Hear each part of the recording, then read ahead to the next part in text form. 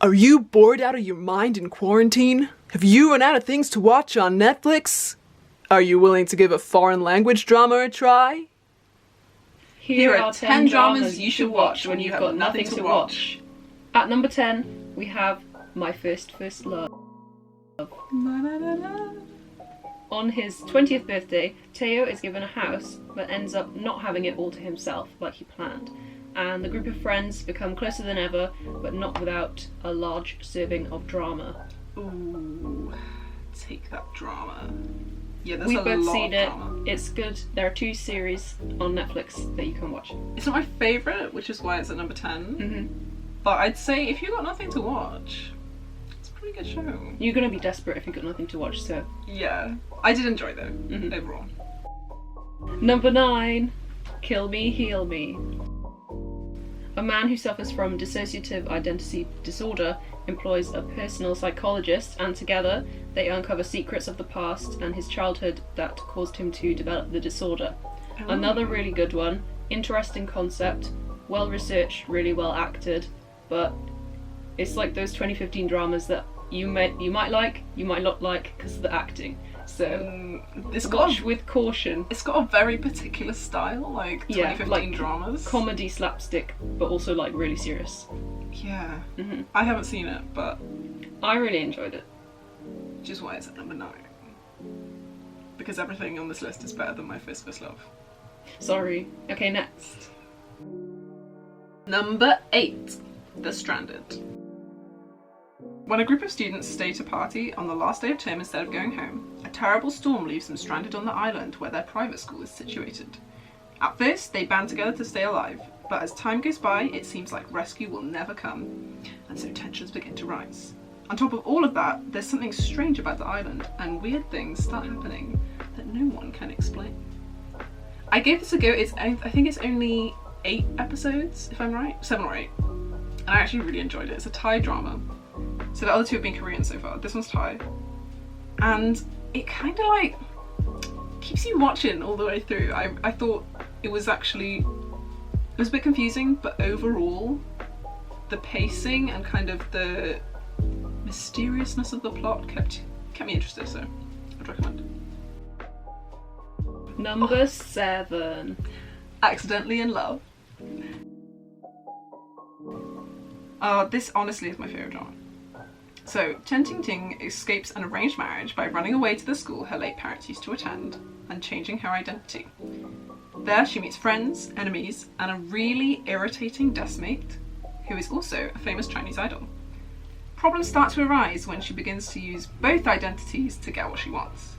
Now, this one really isn't for everyone, a disclaimer, but I think I have only actually seen it once, but I want to watch it again. It's the kind of drama that you know it's not like great, but you watch it anyway because you kind of love the characters even though it's kind of stupid. So if you're looking for something like light humour, something just a bit fun to, cheer you up a bit, I'd highly recommend. Number 6. Mystic Pop-Up Bar. This is about a gifted woman who must atone for her sins by entering her clients' dreams to help them get revenge. And she enlists the help of a young man whose curse is that whenever someone touches him, they immediately start telling him all of their problems. So he doesn't like to touch people because they keep telling him everything that's wrong. So this woman decides that that's going to be a good idea to find out people's problems so she can solve them. And it's really interesting. There's some historical aspect with flashbacks, and there's it's a bit supernatural and entering people's dreams and the dream world. So very cool. I really enjoyed it. Also, Sung Jae. So honestly, he's the main really reason good. why I need to watch that show. I haven't started yet. Definitely watch it. Number 5 is weightlifting fairy Kim Bok-ju. Bok-ju is a weightlifter at university and hopes to compete to a high level, and Junhyung is a swimmer who is weak under pressure, and he's got some problems that he needs to sort out. And they realise that when they meet again, they were childhood friends, so the story continues like that about their friends dealing with university, family, and romance, of course. So yeah, it's really heartwarming, really funny, and The aesthetics are really nice too, so it's kind of got everything a Korean drama, like, that you want in a Korean drama, basically. It has everything, yeah. I feel like everyone would agree this is one of the best shows, just in general. It's definitely one of the best. It's one of the 2016 ones, isn't it? Yeah. And 2016 was an excellent year. All the good ones. Yeah. Number 4, extracurricular. Oh-Ji-Soo might seem like a bright student at the top of the class, but nobody knows what he really does in his free time, running an illegal side hustle to pay for additional classes and survive on his own. Everything runs smoothly until his classmate gets involved and starts stirring up trouble. And the way I describe that makes it sound more like lighthearted than it is. It's pretty dark. Like, the whole vibe of the show is this very like dark grunge crime aesthetic. I think if you're more a person who likes like light romance dramas, it might not be for you. But if you like kind of a gritty, I just when I think about it, I really like it. I finished it and then I couldn't stop talking about it for like a whole day.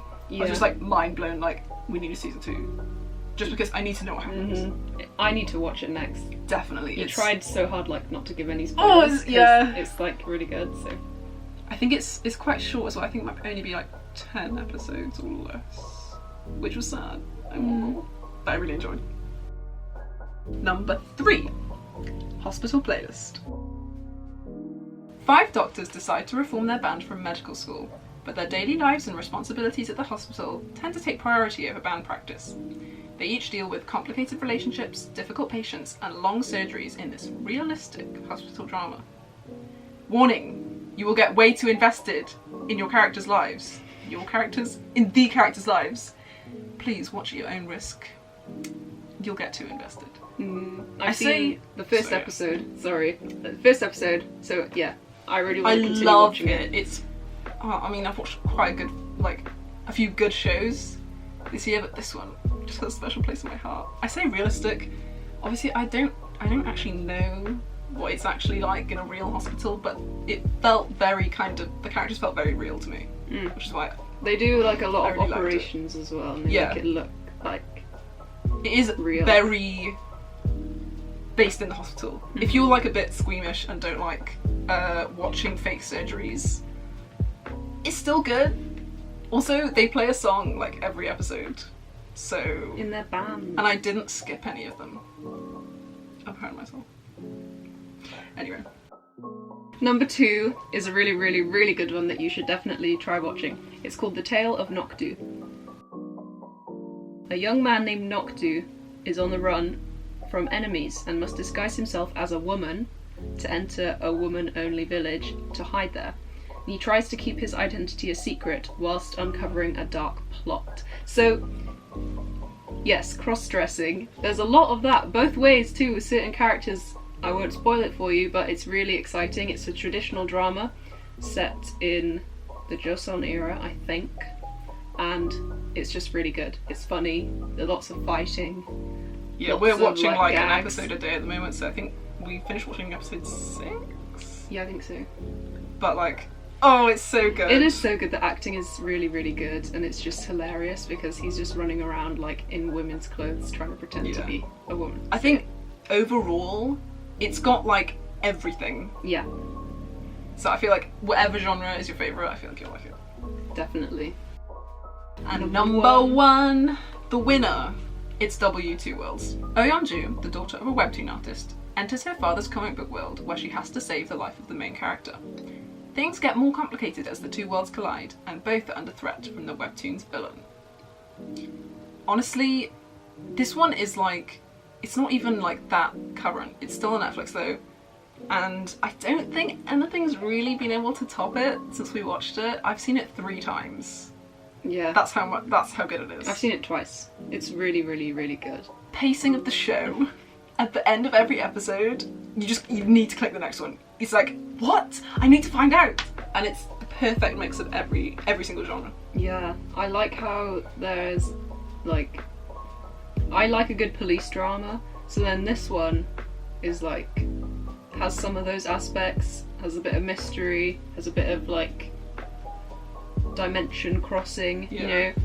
It's got some of it's in the hospital, so like it's really interesting, very varied, very funny, serious. And definitely a lot of plot twists that you don't see coming. There's so much suspense. I remember like we got to I've watched 4 episodes and I was like, so much has happened, I feel like it's the end. Yeah. But then there's like, no, there's 16 episodes, so you have a lot. It feels like you've watched an entire like other drama in the first 4 episodes. It's crazy. But that is definitely our all-time favourite. Yeah, this is why it's number 1. You should definitely watch it if you have nothing to watch. So even if you don't, you should still watch it. Make time for it. You know what I mean? Yeah. It's worth it. So here are 10 Asian dramas you should watch, especially if you've got nothing to watch. Just give them a go.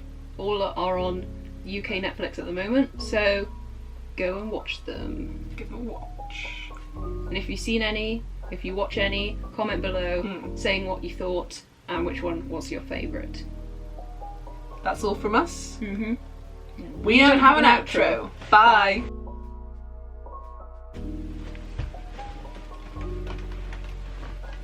Hang on, wait. Oh. Ah. So. Okay. Let me do that bit again. The pacing of the show. At the end. The pacing of the show